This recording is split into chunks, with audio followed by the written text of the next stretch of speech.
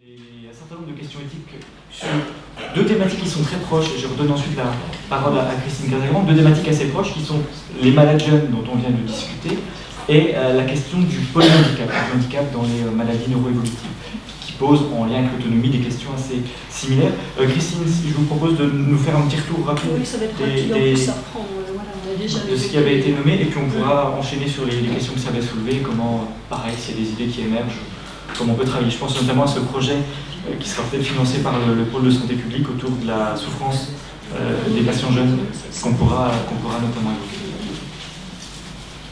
Voilà, on avait surtout évoqué, on a déjà évoqué des choses qui sont transversales, donc on a déjà évoqué les malades jeunes, mais souvent il y avait déjà la question d'ailleurs qui s'était posée justement, c'est qu'est-ce que c'était qu'un malade jeune, quand est-ce qu'on l'était, on est jeune de 0 à 65 ans, enfin il y a des histoires d'âge, c'est politiquement correct, mais en fait selon le malade jeune, qu'est-ce que c'est? Parce qu'un malade jeune Alzheimer et un malade jeune SEL, ça ne va pas du tout être la même chose, ça ne va pas du tout être les mêmes préoccupations, alors est-ce que cette histoire d'âge justement est à considérer ou pas? Est-ce que c'est pas plutôt justement l'accompagnement qui est nécessaire, la perte sur laquelle il faut travailler, la souffrance aussi, parce que alors, la souffrance c'est beaucoup venu dans les assises, que ce soit celle des aidants, que ce soit des malades eux-mêmes ou des malades jeunes, d'autant plus la souffrance chez ces jeunes qui en fait ont une maladie très tôt, donc comme on disait, ils perdent leur jeunesse en même temps. Il y a des choses qu'ils ne vont peut-être même pas connaître par rapport à des personnes qui n'auront pas été touchées par cette maladie. Toute leur vie, ils vont quand même vivre aussi une vie de maladie qui va être peut-être jalonnée de pertes en plus progressives, de plus en plus importantes. Donc c'est vraiment une population qui mérite un accompagnement particulier, mais qu'il soit Alzheimer, Parkinson ou SEL, mais avec justement des préoccupations un petit peu différentes. En fait, il faut plus penser, c'est pas tellement l'âge, mais c'est plutôt la perte et l'occurrence des pertes qui va être important justement à prendre en compte.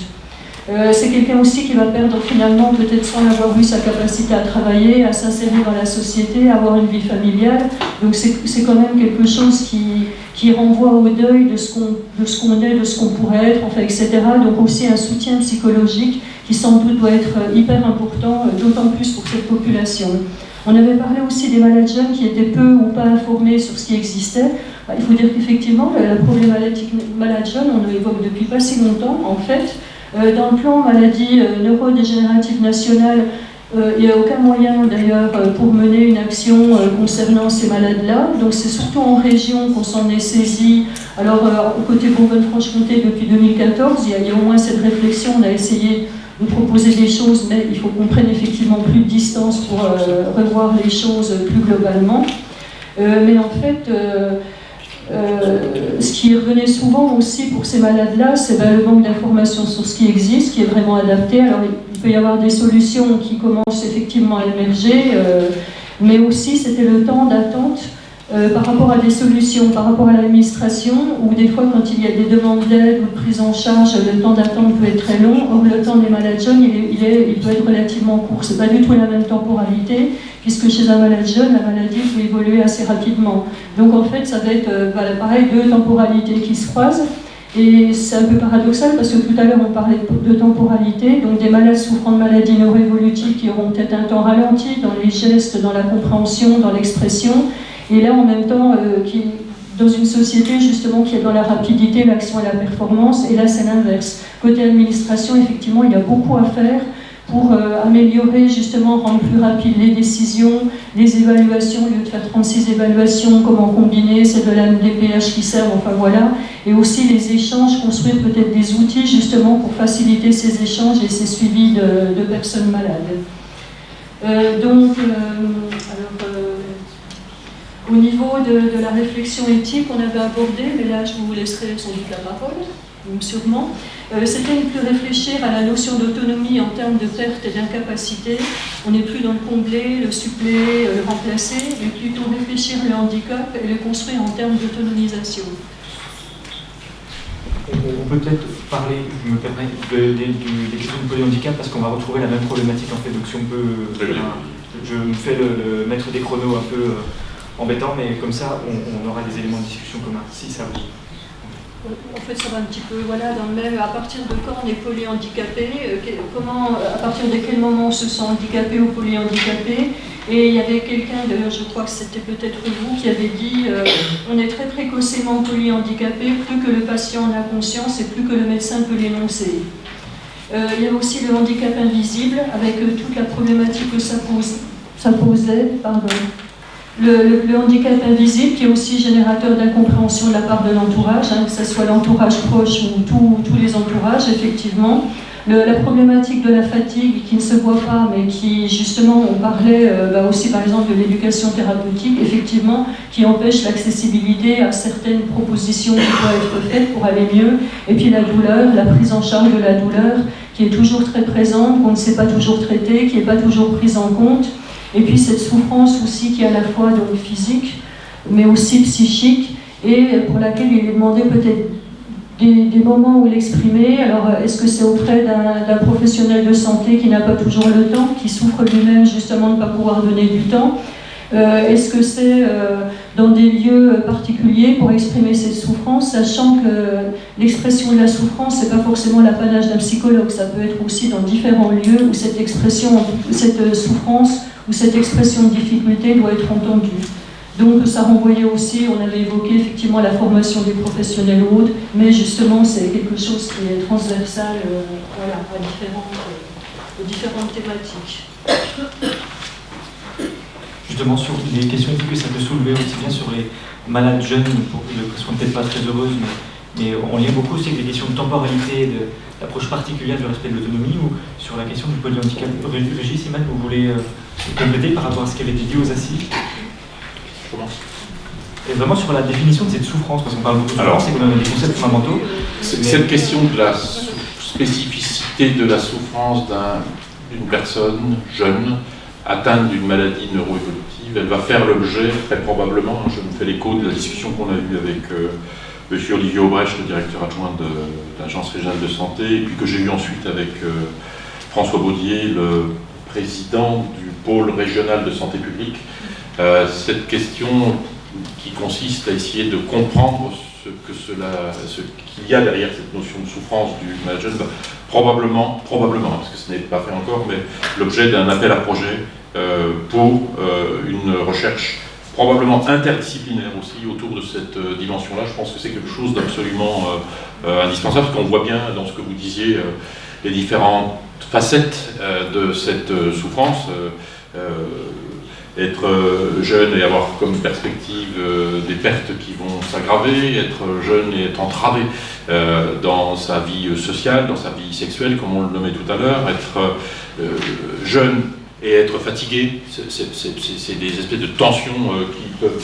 Et être jeune, fatigué, et que cela ne se voit pas. Le handicap invisible que vous évoquiez, qui était effectivement évoqué avec toute cette problématique liée à la différence dans une société qui valorise plutôt qui ne valorise pas la différence et qui ne considère pas la différence comme une richesse alors qu'elle peut l'être. On peut considérer que être différent, c'est une richesse pour une société. Et faire valoir sa différence, faire état de sa différence du fait d'une maladie est quelque chose qui incite et invite à la réflexion de ceux qui n'ont pas de maladie ou de handicap. Et puis cette question de la fatigue croise aussi, comme tu le disais Armand, cette question de la relation au temps. Ce qui est une caractéristique des maladies neurologiques, c'est l'épuisement. C'est des gens qui doivent se reposer beaucoup plus que d'autres. Ils doivent dormir, enfin en tout cas s'allonger, se reposer, et c'est extrêmement important. C'est une des normes, si on veut parler de normes, de ces maladies-là.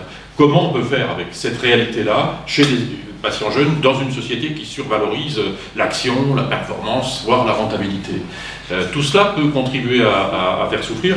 J'ai été marqué dans les échanges que nous avons eus à la faveur de ces assises par ce sentiment que je croyais réservé aux personnes âgées dans les EHPAD, sentiment d'indignité. Non, je te regarde, mais ce n'est pas dans le sens que tu interprètes tout de suite.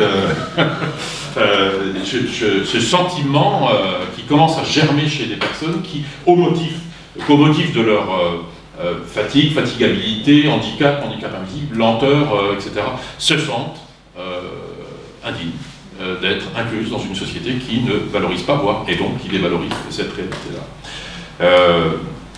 C'est quelque chose. Et puis, il y a toute cette question, vous l'avez évoquée, qui à mon avis doit être explorée dans ce travail de recherche si on arrive à le faire financer, parce que du coup là il y a vraiment, parce que ce qu'on voit c'est la partie visible de l'iceberg. Avec la fin de la glaciation, on commence à voir ce qu'il y avait en dessous, mais enfin on est loin de mesurer à mon avis la réalité de cette souffrance, me semble-t-il, et comme on voit qu'on n'avait pas vu, eh bien on peut s'attendre à ce qu'on découvre des choses qui sont beaucoup plus importantes encore autour de cette question de l'autonomie dans une société qui là aussi a tendance à valoriser l'autodétermination plus que l'autonomie, me semble-t-il. Comment on peut faire se relier autonomie et perte de soi, en quelque sorte? Il y a quelque chose qui est très difficile. Comment on peut faire relier autonomie, perte de soi et dépendance à autrui pour les actes quotidiens ou même pour l'aide à penser parfois? Il y a quelque chose qui peut être une forme de souffrance qui émerge de cette tension entre différentes injonctions que notre société génère autour de tout cela. Et puis, on l'a évoqué au tout début du propos, à propos du terme. Et la question linguistique, plus que sémantique d'ailleurs, maladie dégénérative, c'est quand même à peine stigmatisant, me semble-t-il. Comment voulez-vous vous sentir valorisé quand vous êtes dégénéré? Enfin, je force le trait en disant cela, mais la banalisation des mots amène parfois à la banalisation de la souffrance générée par les mots. Et donc il y aura probablement un travail à faire aussi autour, cette fois pas des personnes malades, mais de l'environnement. Comment on témoigne de cela? Comment on parle de cela? Qu'est-ce qu'on dit? Comment on le dit? Et les mots sont à mon avis un véritable miroir de la façon dont notre société regarde ces situations complexes, et c'est peut-être pas très beau à voir. Voilà, c'est à peu près tout ce que je vais dire. Alors, effectivement, la question de la personne jeune va se poser de plus en plus dans les prochaines années, puisque, y compris pour les malades atteints d'Alzheimer, alors je rejoins Karine tout à l'heure dans sa réflexion, par rapport à l'étude, je pense qu'il va falloir aussi inclure les personnes atteintes d'Alzheimer. Alors pourquoi? Parce que de plus en plus, on a compris qu'on est beaucoup plus efficace quand on met à disposition, on n'a pas encore, mais des médicaments quand la maladie n'est pas encore développée, donc à un âge beaucoup plus jeune, puisqu'on sait que un Alzheimer peut commencer 20-30 ans avant, pas la maladie, mais en tout cas les plaques dans le cerveau. Et donc l'idée, c'est que si on veut être plutôt précoce, il va falloir faire des diagnostics. C'est quelque chose qu'on sait faire maintenant, faire un diagnostic d'une maladie d'Alzheimer qui peut commencer 20-30 ans après. Après, ça va poser des questions chez les sujets jeunes, de dire qu'est-ce qu'on fait avec ça. Du moment où on leur annonce qu'ils vont développer la maladie dans les prochaines années, c'est tout le poids de porter cette maladie pendant des années, et puis on n'est pas sûr qu'on va pouvoir les guérir.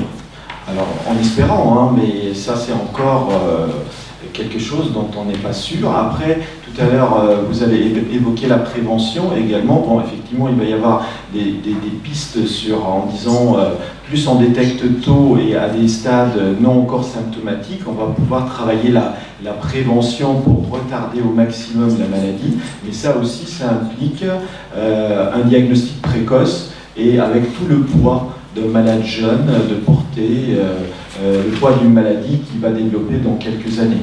Donc tout ça, à mon avis, ça doit questionner sur les questions éthiques. Qu'est-ce qu'on fait? Est-ce qu'on doit faire un diagnostic à l'échelle grand public? Et qu'est-ce qu'on fait avec ça par la suite? Et pour finir, une fois on va commencer à faire des essais thérapeutiques, ce qui va poser question, c'est, comme tous ces essais, il y a effectivement deux catégories. Une catégorie, 50% vont avoir le traitement efficace et 50% un placebo.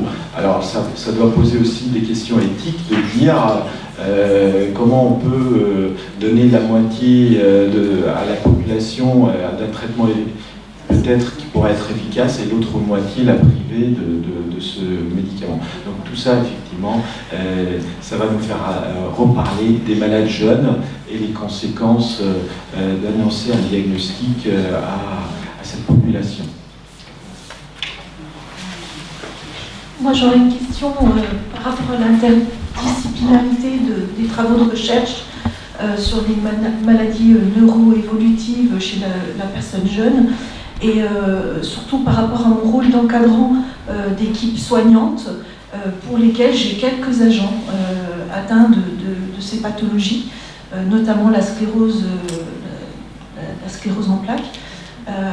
Et mon rôle à moi en tant qu'encadrant, quelle attention, comment je dois percevoir aussi cet agent sans non plus le stigmatiser ou lui montrer son handicap. Au final, il est inclus dans une équipe, comment l'accompagner en fait. Je ne sais pas.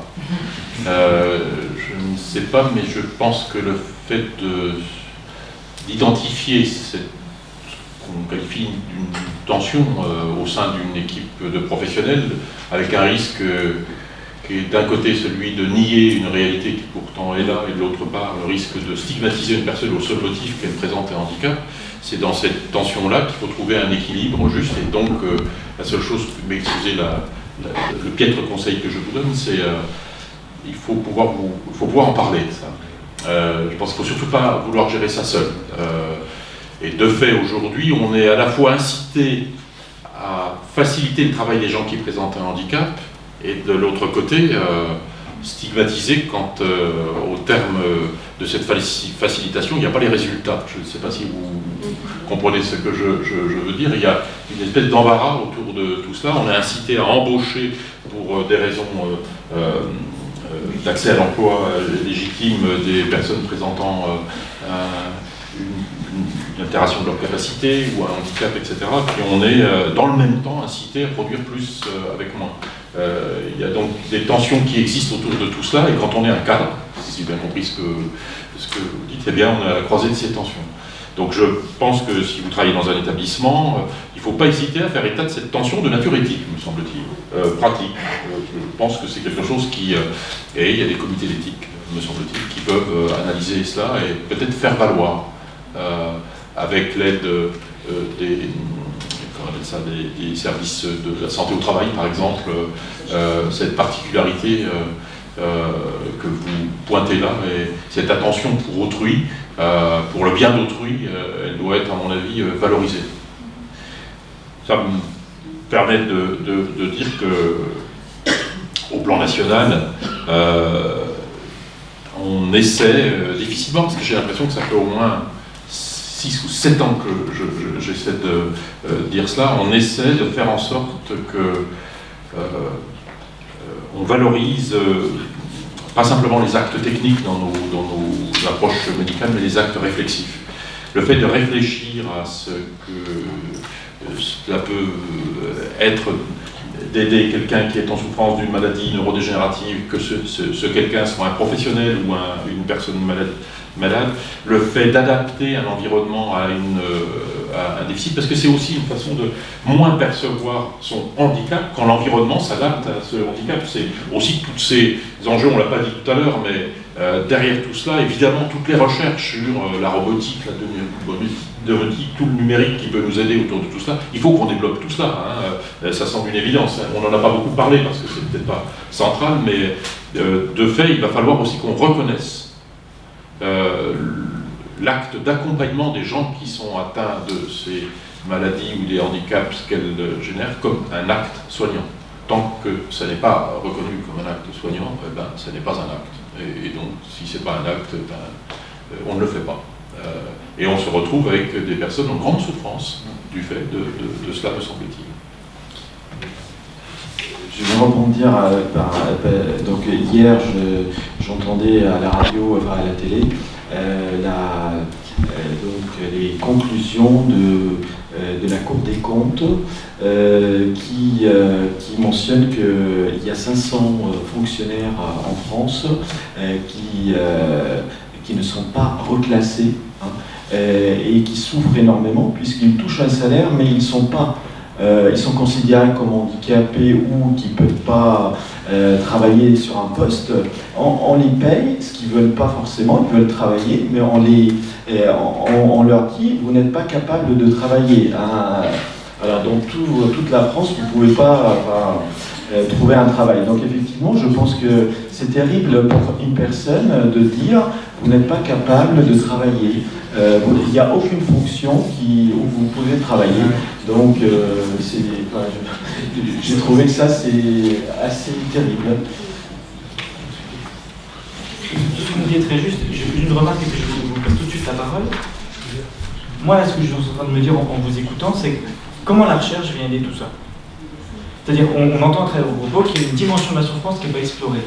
C'est un peu un comble. Si vous êtes un peu familier des formations qu'on donne, par exemple, à l'espace de réflexion utile, dans les éléments de définition qu'on peut essayer de donner du soin ou de l'accompagnement, de façon très interdisciplinaire, il y a cette idée qu'on vient répondre à une vulnérabilité ou une souffrance.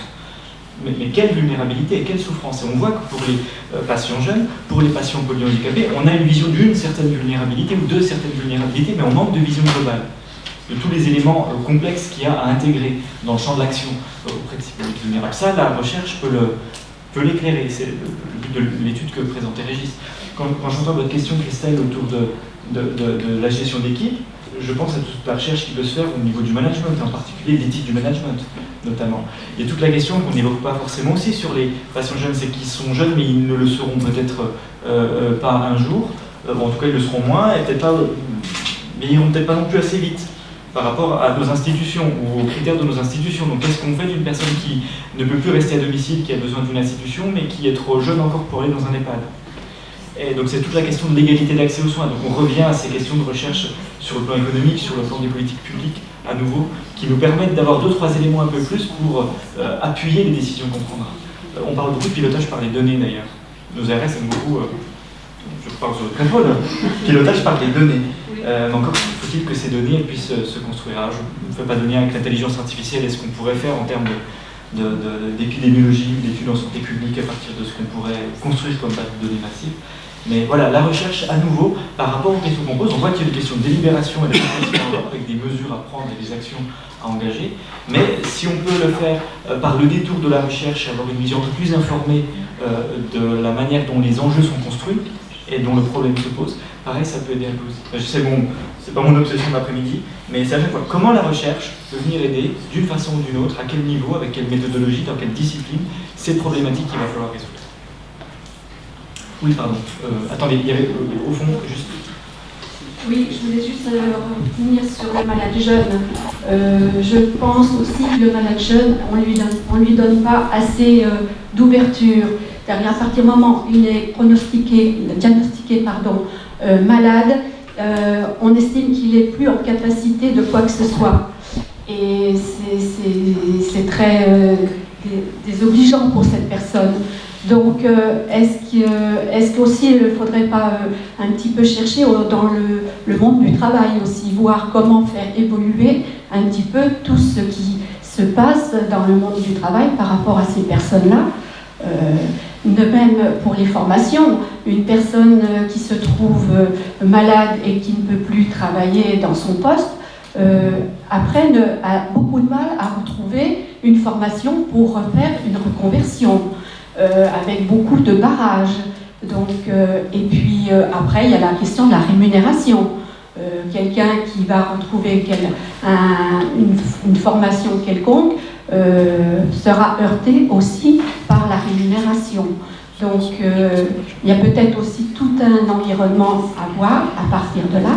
Et puis aussi peut-être aussi le tissu associatif qui pourrait venir aussi en complément de ce genre de problématiques, par exemple.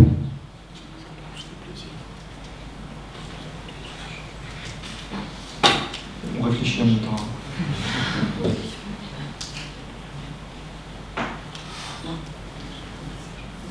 Dans le cadre du plan maladie neurodégénérative, effectivement, c'est un axe, et c'est un axe aussi qu'on a repris dans le cadre du PMMD régional.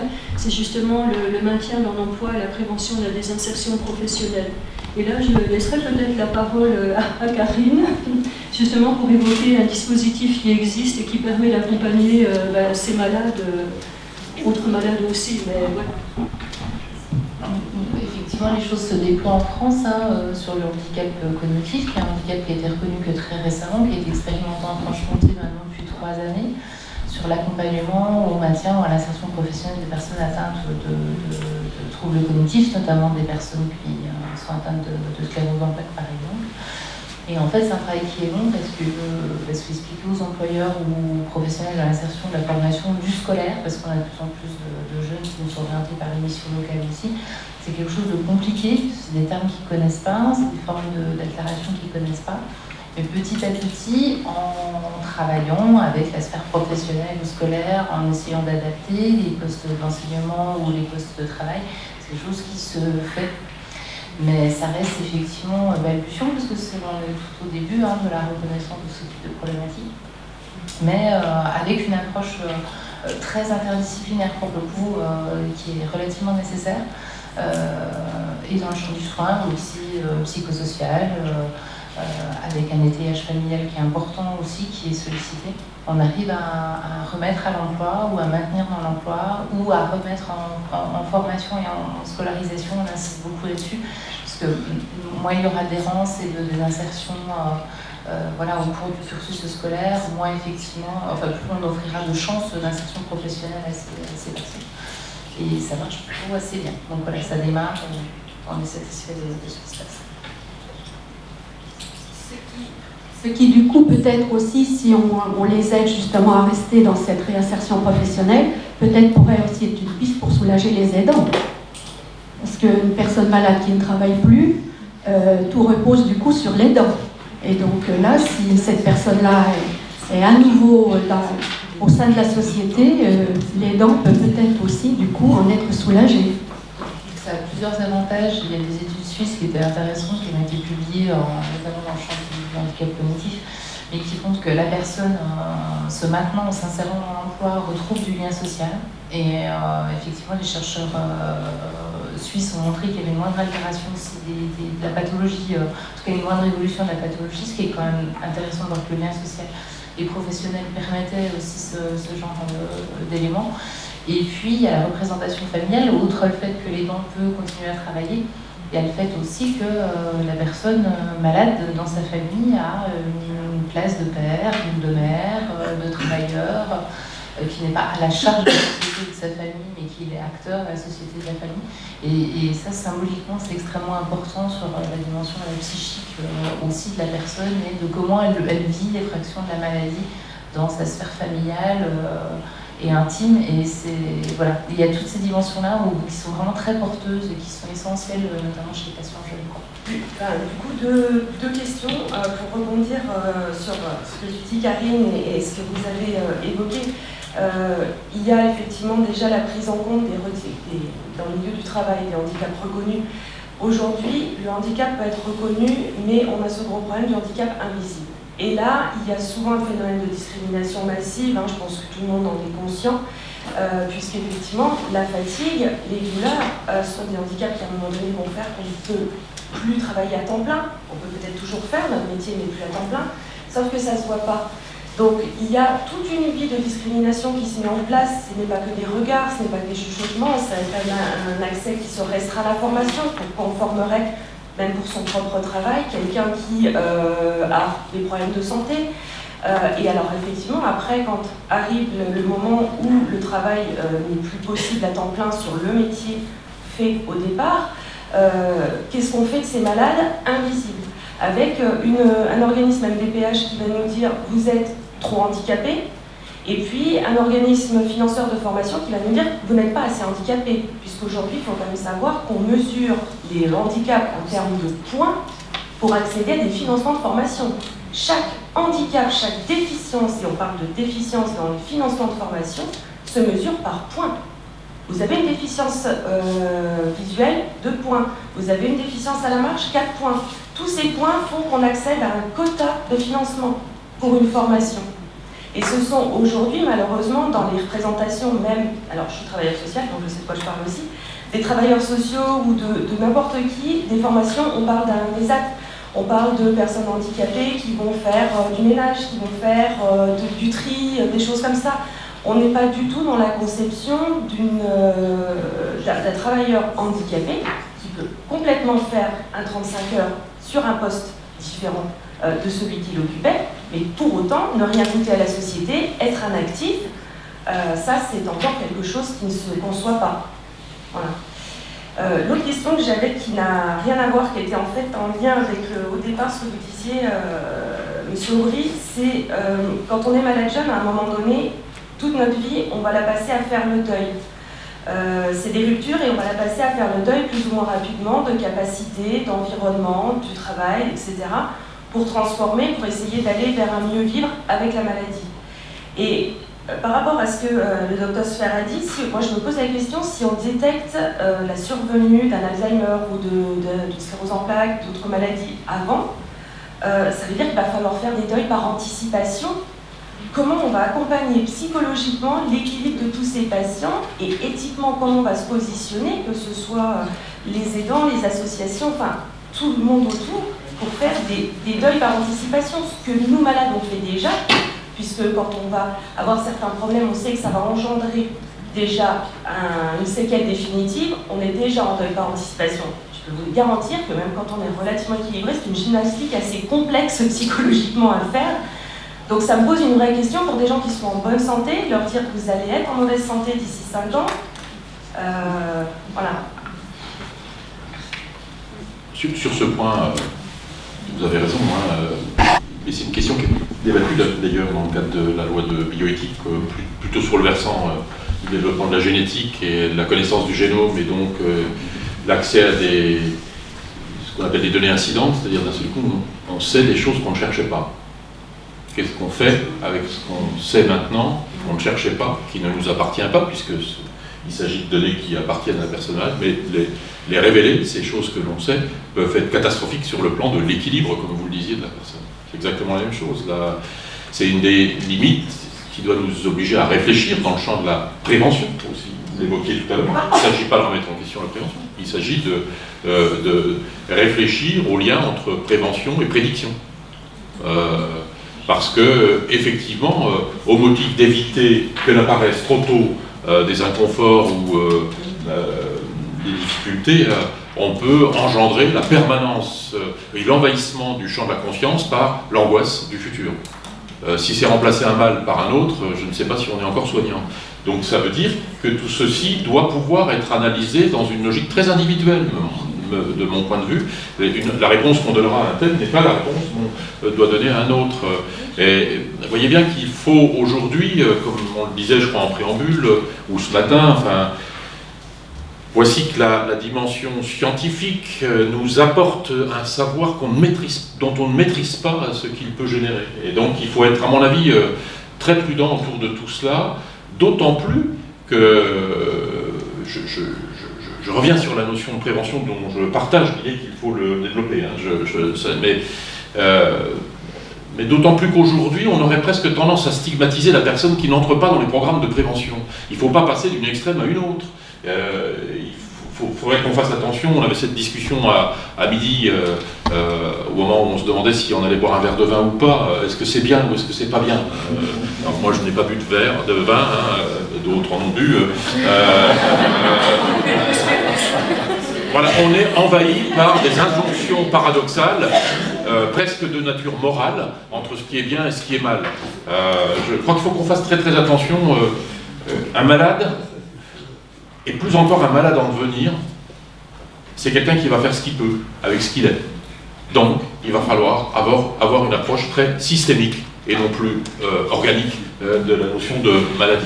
Systémique, ça veut dire qu'on doit faire avec la réalité et l'environnement d'une personne. Et ça prend du temps. Ça nécessite de l'interdisciplinarité. Ça nécessite un peu de modestie pour ne pas appliquer des savoirs au seul motif qu'on en dispose de ces savoirs-là. Et ça nécessite une adaptation. Je le répète, je pense, ça nécessite une vraie politique. Qui pour l'instant, à mon avis, n'est pas trop au programme, me semble-t-il. J'avais une question pour Madame Casagrande par rapport à une expérimentation qui a eu lieu pour des familles d'accueil pour des personnes trop jeunes pour rentrer en EHPAD.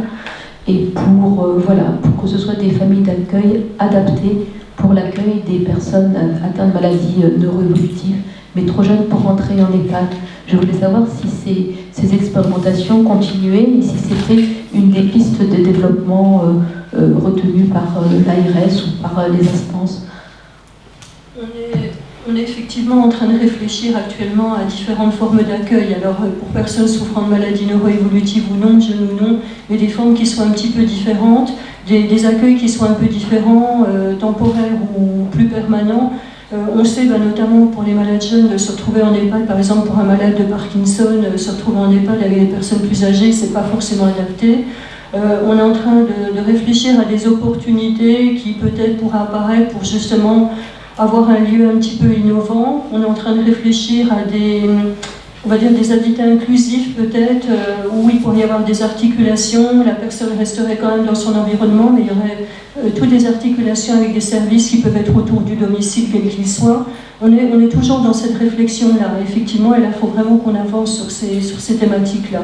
Là, au jour d'aujourd'hui, je ne pourrais pas vous en dire plus, parce qu'on a des choses en réflexion, mais qui peuvent évoluer très vite ou pas. Donc je ne peux pas vous en parler aujourd'hui, mais c'est quelque chose en tout cas qui est dans nos esprits, autour de l'habitat inclusif, autour de l'EHPAD de demain, enfin voilà, tout un tas de formules. D'ailleurs sur l'EHPAD de demain, je pense qu'il peut peut-être... Alors, effectivement, pour les jeunes handicapés, alors jeunes aussi, c'est jusqu'à quel âge on est jeune, mais en tout cas, je pense que l'année prochaine, il va y avoir un appel à projet pour les EHPAD, pour la création de petites unités de vie pour des handicapés vieillissants, des jeunes handicapés vieillissants, c'est-à-dire des gens atteints peut-être de Parkinson, de sclérose en plaques, ou malheureusement par défaut de structure d'accueil, ils n'ont pas le choix, souvent ils cherchent à rentrer, eux ou leur entourage, rentrer en EHPAD. Par contre, effectivement, vous imaginez bien le choc déjà de faire cohabiter une population qui n'est pas du tout la même, notamment les résidents de l'EHPAD, 86 ans, souvent atteints d'une maladie d'Alzheimer ou maladie apparentée, et des jeunes qui ont un handicap, peu importe lequel. Et puis pour les soignantes, puisque les soignantes, on a parlé de formation tout à l'heure, ne sont pas du tout formées à la prise en charge de ces maladies neurodégénératives. Et donc, effectivement, l'idée, c'est d'avoir... alors, ce n'est pas la solution, hein, loin de là, mais ça pourrait être pour les structures d'EHPAD une possibilité de ne pas mélanger cette population jeune avec une population très âgée, et surtout d'avoir un encadrement et surtout une prise en charge un peu plus adaptée, en sachant qu'on est d'accord, ce n'est pas du tout la solution, puisque il y en a d'autres, notamment des structures vraiment créées, un établissement dédié au handicap jeune, mais ça, j'entends pas pour l'instant parler. Donc entre guillemets, on se un peu décharge un peu sur les structures d'hébergement habituelles, classiques, en les dotant de un peu plus les moyens. Bon, c'est un début. On attend un petit peu de renforcer nos équipes, puisque parfois on les prend en charge, mais on n'a ni le personnel en nombre, ni formé pour ça.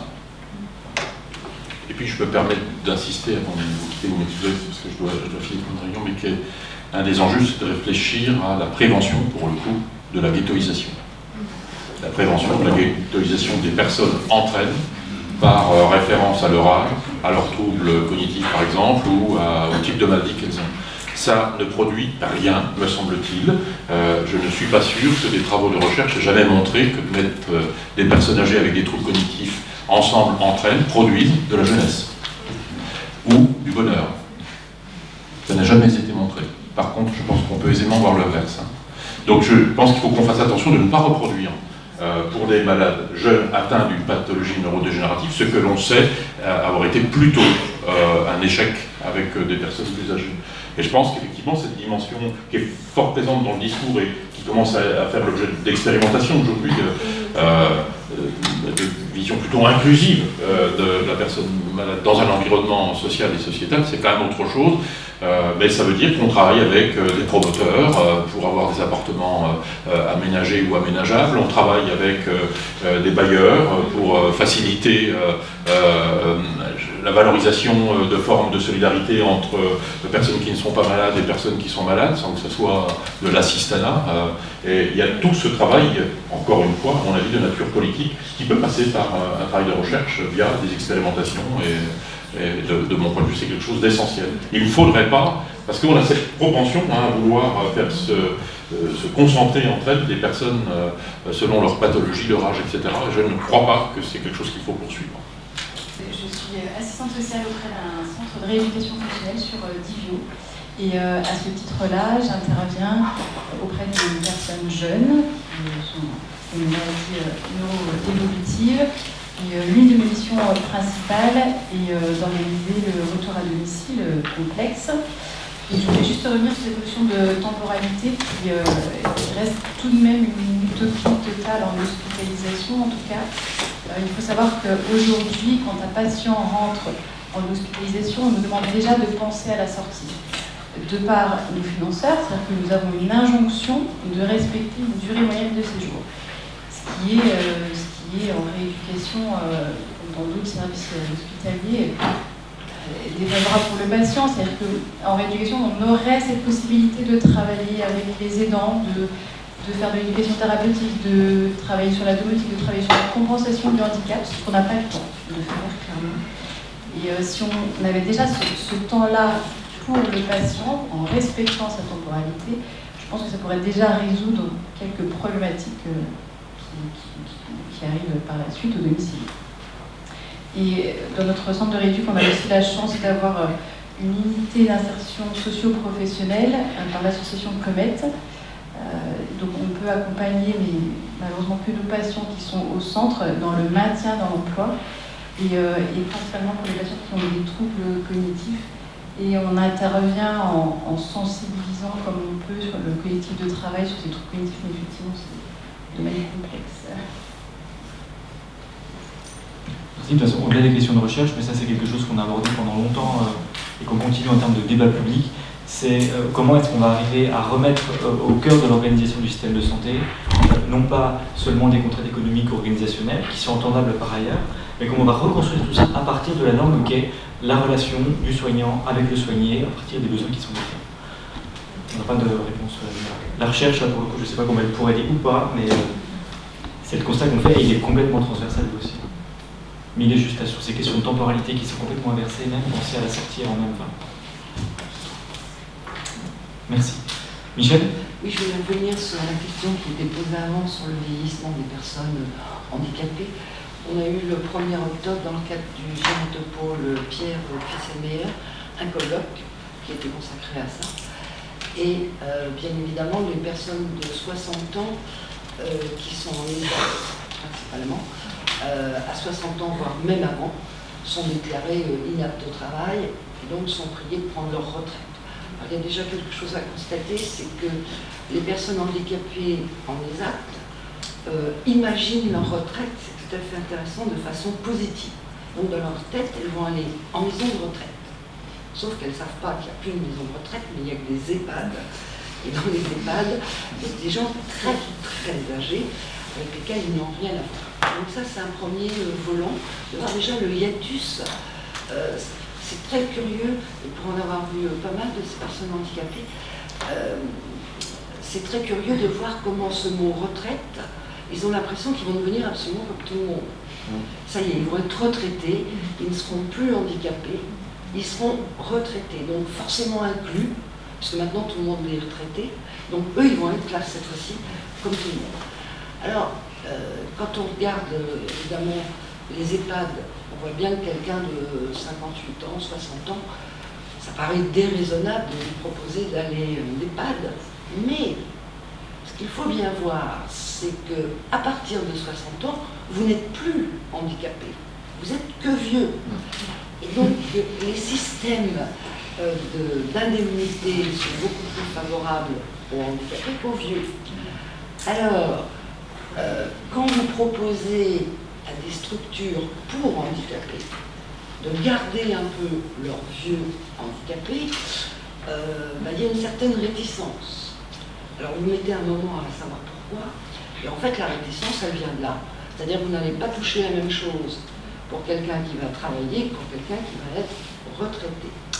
Et puis ce qu'on a beaucoup vu aussi avec les gens qui s'occupent et des vieux et des handicapés, c'est qu'effectivement la formation des gens n'est absolument pas la même. Tout ce qui concerne les handicapés, pour aller vite, je veux dire, sont entourés d'animateurs. Pour ce qui concerne les vieux en EHPAD, ils sont plutôt entourés d'aides-soignants. Ce qui fait que les aides-soignants n'ont aucune idée de ce qu'est un handicapé. Et une personne, un animateur, n'a aucune idée de ce que c'est qu'un vieux. Alors, ce qu'on a essayé de faire, c'est de mettre les gens un petit peu en contact, de façon à se dire, est-ce qu'il pourrait y avoir une formation un peu commune? Et puis, pour tout dire, j'ai encadré un travail de recherche consacré au vieillissement des handicapés. Et on a fait ça pour la Bourgogne-Franche-Comté. C'est quelqu'un qui va travailler avec vous à l'ARS. Et il y a quelque chose quand même qu'il faut absolument dire, c'est que quand vous proposez, eh bien, vous gardez les vieux handicapés un peu plus dans leur foyer. Voilà. Vous les gardez un petit peu plus en EHPAD, en ESAP, en aménageant les tâches pour leur papier. Quand vous regardez les perspectives de lit ou de place, je crois que c'est jusqu'à 2037, en Bourgogne-Franche-Comté, il y a un truc qui ne va pas, c'est le nombre de places. Voilà. Donc là au moins c'est facile pour faire les perspectives de population, ça c'est une valeur constante. Ce qui veut dire que quand vous proposez de garder des personnes âgées handicapées, ça veut dire que les jeunes ne peuvent plus rentrer. Donc ça veut dire que ça va bouchonner en haut du fait des personnes âgées handicapées, et puis les jeunes handicapés, vous allez les garder chez vous, vous allez faire je sais pas quoi, mais en tout cas ils ne pourront plus rentrer. Alors, donc il y a quand même quelque chose qui n'est pas tout à fait la réalité, c'est que nous on travaille avec des foyers de vie et des EHPAD, et en fait les personnes passées 60 ans ou parfois passées 65 ans parce qu'il y a une petite latence, viennent à la maison de retraite et continuent à aller en accueil de jour. Comme ça, les lits sont disponibles pour accueillir des jeunes, mais les anciens, finalement, vont à la maison de retraite et on a une navette tous les jours qui permet à ceux qui le souhaitent de continuer à participer aux ateliers. Donc, ce qui permet quand même de faire un aménagement possible et puis une transition plus douce entre le foyer et la maison de retraite. Mais la maison de retraite, il n'y en a plus. L'EHPAD, excusez-moi. Mais en EHPAD à 60 ans, il va y avoir quand même ces journées, enfin je vous le dis en EHPAD, il faut y être allé souvent. Franchement, je vois mal comment on peut proposer ça raisonnablement à quelqu'un qui se passe. En tout cas, les sujets de recherche sur la population handicapée âgée méritent aussi d'être creusés. Pour la bonne raison, c'est que tout le monde a l'air de convenir qu'un handicapé vieillit plus jeune, plus vite qu'un autre. Et donc, mais où, quand, comment, on ne sait pas.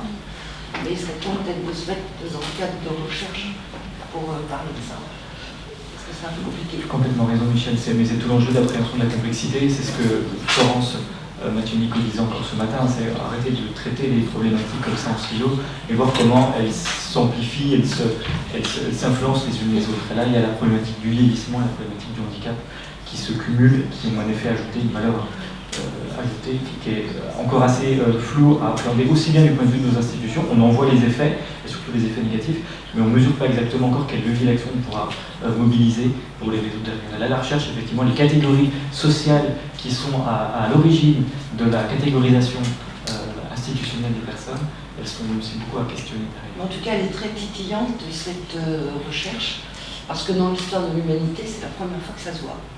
Les vieux, on en avait déjà vu, pas mal. mais les personnes âgées handicapées, c'est la première fois que ça existe.